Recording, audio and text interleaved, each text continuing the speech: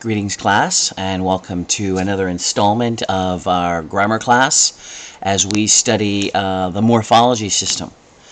Today we're going to be going through Chapter 3 of our textbook, and you should make sure that you have the correct book. And this is it right there, Analyzing Grammar, Analyzing English Grammar. Again, we're on Chapter 3, and we're going to be looking over the morphology system this week. Here's your run over to there. Make sure that if you do have questions and problems, please make sure that you email me, drop a message on the front page of the website, which is right here. We can come to the top here where it says, where are we here at the top? Questions and comments. Just come right here and you can post a comment, okay? So please remember to do that if you do have questions or whatever. Alright, this week we're going to be looking at 4 morphemes. Actually, this is only one of the lessons we're going to have. We're going to have another later on. We're going to find out what morphemes are, how they work, and the different types of things that morphemes are. Now, understand, you're going to have to understand what morphemes are, because eventually you're going to be building tree diagrams. So you need to understand what all these parts are. I encourage you to ask questions. And if you can help one another do that, just like in the Bible where it says, iron sharpens iron, so one man sharpens another. So please, get some time and sharpen one another if possible. Alright, let's take a look at what a morpheme is and what it does. Some characteristics. A morpheme is basically a part of a word, okay, the smallest meaningful unit of a word. Okay, so E all by itself doesn't mean anything. EME, I don't know if it has any meaning, right? TICS does, right? That means something. Characteristics. ICS is going to have some kind of a meaning, okay? ING is going to have some kind of a meaning. I all by itself doesn't, right? TH all by itself doesn't have any meaning. So we're looking for the smallest unit of meaning, right? Well, that's the main idea here. Morpheme is the smallest unit of meaning in a language. Okay, it's got to have meaning to it, and that's going to be the key. Okay. Whoops. There we are. Okay. It's got to have one meaning that can be at least vaguely stated, right? It's got to contain only one unit of meaning, right? It doesn't have multiples. It can be used with the same meaning with other words. So, for example, the S here in words, what does that mean? It means plural, right? It means more than one. I can use that S with other places, right? Trees, flowers, the S means, okay, that's the smallest unit of meaning. Okay, the S, for example, okay? So, it's got to have some type of meaning. It can create new words, creates new words from existing words. Again, the S there has meaning, okay? So I can create new words from existing words. We have this word, Watergate. You guys know what Watergate means? Do you know where it comes from? Did you know that there's an apartment complex down in D.C. called the Watergate Apartments? What's the name of the hotel? What's the name of the apartment complex? And something happened there that was this terrible scandal, and they nicknamed the scandal Watergate. Later on in life, they said, oh, a scandal was going to be some other kind of gate, and so they had Oil Gate, or they had Monica Gate, Travel Gate. So gate took on a new meaning, was this scandal. Well, literally, at the beginning, it was just the name of an apartment complex, right? But gate now created new words, okay? Created new words. It also can supply grammatical functions, right? We have the word funk. I'm in a funk. It's a noun, right? Well, funky is now an adjective, funky, right? Funkiness is now taking the adjective funky and making it a noun, okay? So it can supply grammatical meaning. If you know the right morphemes and what that morpheme means, it'll tell you what part of speech it is. Even if you don't know what the word means, you can know what part of speech it is. For example, T-I-O-N. Okay, what kind of words are using T-I-O-N, right? Well, if you see T-I-O-N, it's going to be a noun. In all likelihood, it'll be a noun or an adjective because it's T-I-O-N. It carries that meaning, right?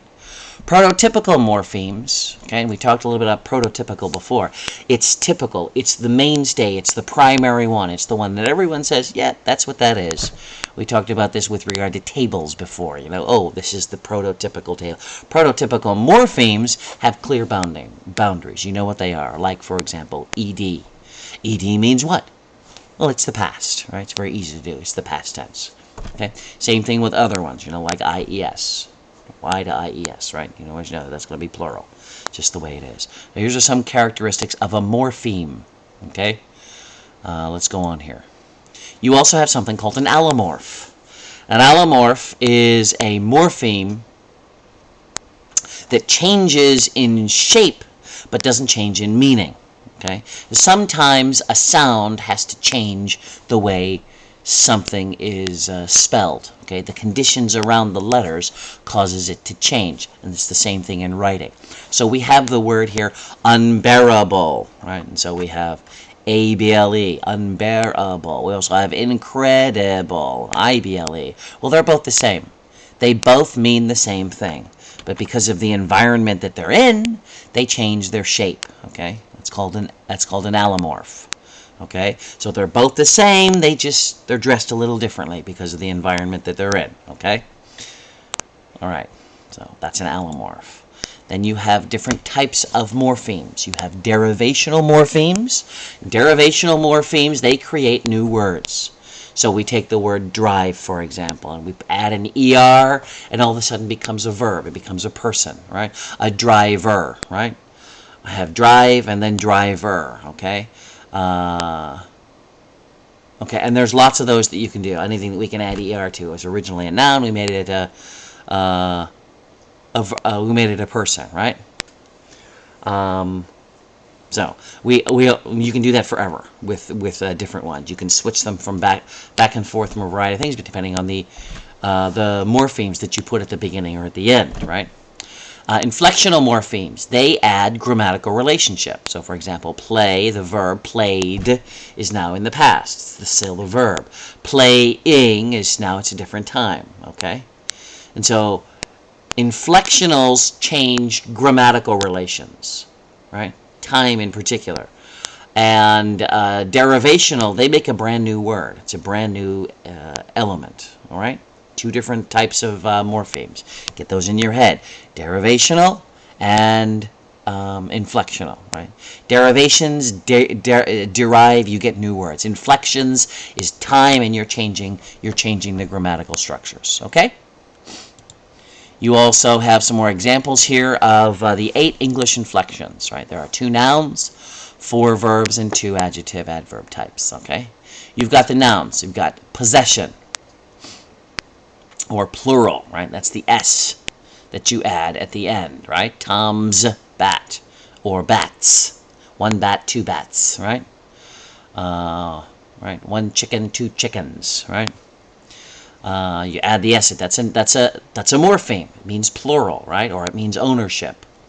If it's an apostrophe S. You also have the 0 allomorph. It changes from singular to plural, but there's really no change in the actual morpheme. Right? You got 1 sheep, 2 sheep, right? Nothing changed, but it went from singular to plural. 1 deer, 2 deer. And so, that's just the way those work. It's called a 0 allomorph. There is a change, but it's not visible. You don't see it. It's only a change in meaning. You have some verb morphemes. Okay, you've got, for example, present and or past, right? He plays, the S there means it's third person singular, right? He played means it's past, ed. So the S all by itself is a morpheme meaning third person singular, right? And ed is a morpheme that means past. You also have another batch here, which is the present and past participles, right? Played, playing, right? I have played. Sometime in the past up until now, something was done. I played, right? Was playing, right? I'm doing this playing while some other event occurs, right? Or at some time, okay? So you've got those going on. There's a change in vowel allomorph. It's actually a morpheme, but instead of putting your typical S or ED on the end, it's changed internally. Okay, and the real reason why this happens isn't because it's supposed to be that way. Years ago, the language was changing, and everything was moving to the S and the ED. But what happened was we started writing things down. We started mandating this is the right way to do it, and so it got locked into play. Okay, and so that's why we can't change things, even though we wanted to at one point. So we've got things like eat and then ate. Sing and then sang. Okay, they're those internal allomorphs, right? They change, and then you've got your zero allomorphs, just like in the nouns where you have sheep. Here you've got a verb that doesn't change, right? Like cut. Now I cut. Yesterday I cut. In the future I will cut. I mean, it's always the same. Cut, cut, cut, or hit, hit, hit, hit. Doesn't matter if it's past, present, future. Okay, it doesn't change, so it's a zero allomorph. Okay, so you've got your your two nouns, you've got your four verbs, and then you've got two in your adjective adverbs, and that's just er, est, right? Smaller, right, or tallest, er, est, and those are all your derived and inflected pronouns, morphemes. Okay, there are a whole bunch more that you can have, but these are just showing you the ones within the verbs and nouns and adjectives. Okay. Some more characteristics. Sometimes you have a morpheme that is a noun and it changes to a verb, or it's a verb and it changes to a noun. Okay, what's happening now is the function of the word changes. Okay, so we were looking earlier at the word drive, right? I took a drive, or I drive the car. Drive is now a verb, right? And now we add er to it. It's now the driver took a drive. Well, driver, er, now changes its function to a noun. Okay, we changed the function of that word now because of the morpheme that we put on at the end, right? Transport. Transport these things now, right? I can't transport because there's a lot of transportation. T-I-O-N, it's a noun. Okay, we've changed the functional aspect of that particular word, right? You change the part of speech without changing the basic form, so it's still transport, but we've added something to the end to make it another function, right? Another function. You can also look at other parts, or other parts of a word. You've got a word like rewindable, or reliable, or unanticipated. Okay, we have we have ed at the end. Unanticipated. Un and ed are bound. In other words, they can't stand alone. I can't just say un all by itself and it's a word. Okay, I see un all by itself, I think un. It doesn't count. Okay, and the same thing with ed. It can't be by itself. Anticipate, however, I can say all by itself. It's a free morpheme. So we have bound morphemes, morphemes that require something else to be connected to it, and free morphemes that can stand alone. Okay? We have prefixes and we have suffixes, right? A prefix is basically a morpheme that goes at the beginning of a word. A suffix is a morpheme that goes at the end of a word, okay? All prefixes are derivational. All prefixes will create a new word, okay? And suffixes can be one or the other. They can be derivational or they can be inflectional, depending on what it is. Okay, here? If you have questions, please ask. You can also watch this again, right? We also have different kinds of words in English. We have form class words, okay? These are the meat of the language, okay? They carry a lot of the meaning, right? So, for example, a noun or a verb, right? Window and break, right? Or pizza and eat. Those are form class words, right? They can be inflected. They can be derived. I can move those around, right? I can add morphemes to them, right? So form class words can be inflected or derived from some other word, right? We also have structure class words. And these are the things that connect everything together, okay? Structure class words cannot be inflected or derived, okay? They are stuck the way they are. So, for example, can. I can go, right? I can watch, Well, I can say watched, and I can say we, right? I can change those around. But can, it's never going to change. It's always going to just be can. It's not inflectable, and it's not derivable, okay? So we have structure class words, and we have form class words. When you're looking at words now, you need to be thinking, is this a structure class word, or is this a form class word?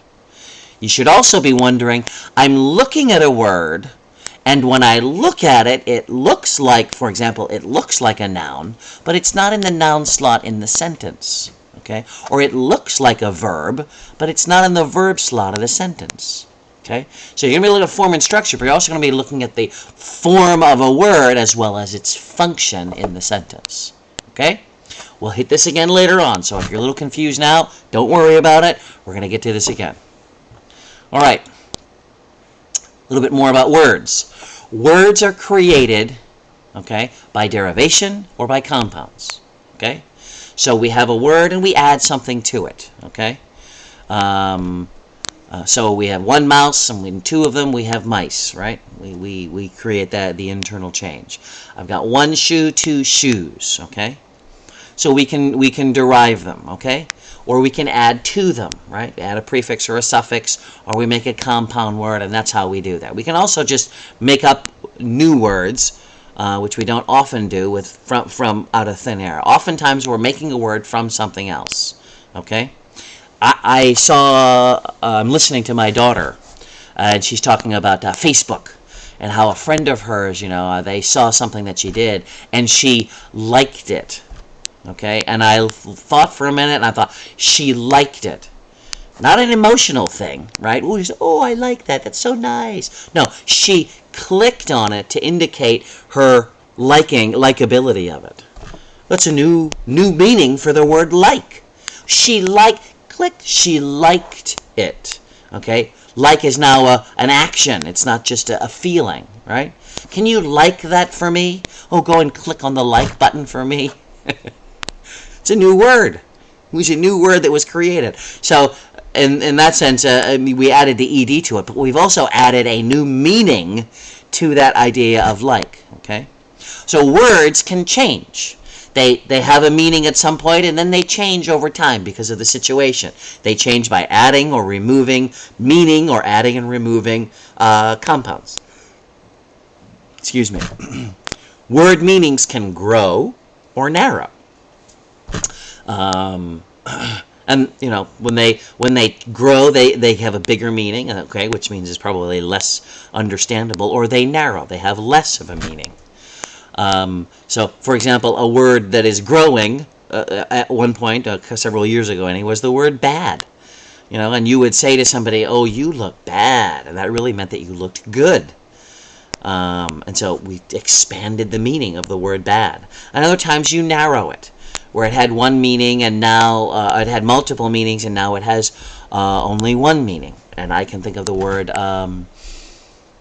crime. You don't know what that word means originally, right?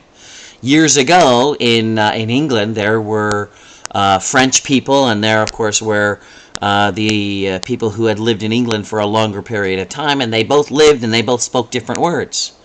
And the French word for crime was crime. The older English word, or the Middle English word at that time, was the word sin. Okay? So the French come over to England and they take over, right? And the Brits, they lose, and so they now have to listen to a lot of more French because there's all these French people around. But in the church, so now we have two words for crime, okay? We have the French word for crime, and we have the English word for crime, right? Which is sin, crime and sin. They meant the same exact thing, okay? But what happened was, as crime becomes more popular, the church holds on to the older word, sin. Okay? And so today, sin has a more narrow meaning. It's more narrow because now it's only used in the church. It's only used in reference to, breaking God's law as opposed to breaking man's law. Okay? Crime as a sin. And so we've narrowed the meaning. Okay? So that's extending and narrowing. Okay? We also have the idea of the meaning changing to a more positive bent or changing to a more negative bent. And there are plenty of examples for that. We have lots of words that at one time didn't mean something that was so bad. Okay, so again, for example, we have the word vulgar, right? And you know the word vulgar, right? It's something that's it's a bad meaning, or it's a bad actions, right? It's not clean, it's dirty. Originally, the word meant common. That's all it meant. Okay, and so when the upper class and the elite, they would look at someone, they would say, oh, he's so vulgar. He's so common, average, everyday, ordinary. Big deal, right? You're just common. But it was looked down upon. And eventually this looking down upon for vulgar took on new meanings, right? It became a negative meaning. Negative meaning, when a word takes on a negative meaning, we're talking about its connotation. Okay? What does it actually mean? Well, it actually means common. That's its denotation. What's it actually mean? It actually means common. But what's it, right? What is the implied meanings, right? Of is or the meaning that's not, in its typical dictionary word, that's going to be your connotation, right? So words can take on extra meanings that don't necessarily appear there. I know of another story, and this is a true story. Foreign students, they had come over, they were talking to this host family, and the host mother, she must have been in her mid-60s, and he was talking with her about something, and it was very interesting, and he said, I would love to have more intercourse with you. And everybody stopped talking. And then it was explained to him, yes, the original meaning, the denotation for that word is to cross paths, like as in a discussion, right? To continue our conversation, okay?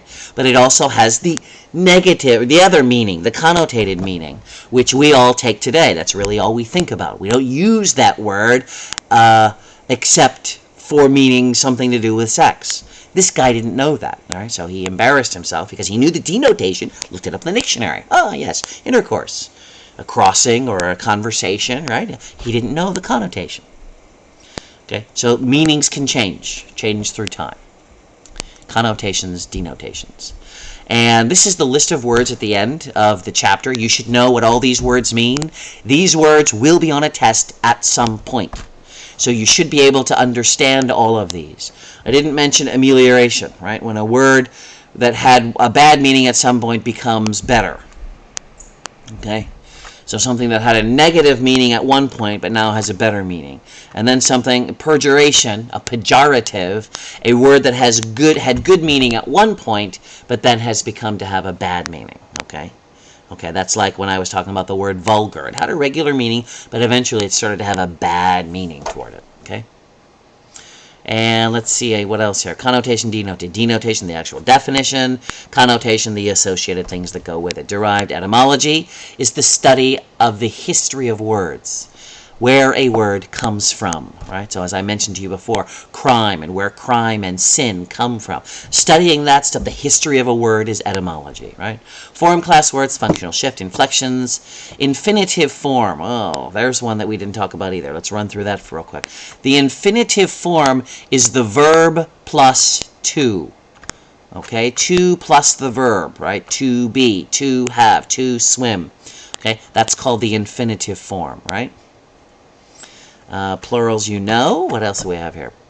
Noun, possessive, verbs, and morphemes are brown, free, derivational, inflectional, narrowing, perjuration, semantics. Semantics is the study of the meanings of words and phrases, not necessarily the denotation part of it. Okay, so you're trying to understand the words beyond the words. So, for example, when someone's trying to say, they like you or they don't like you without actually saying they like you or they don't like you. Or they're trying to, I guess a backhanded compliment may be something that's similar to that, right? And structure class words and form class words. Okay? You do have homework on the boards. Make sure that you go and check those out. Make sure that you fill them out.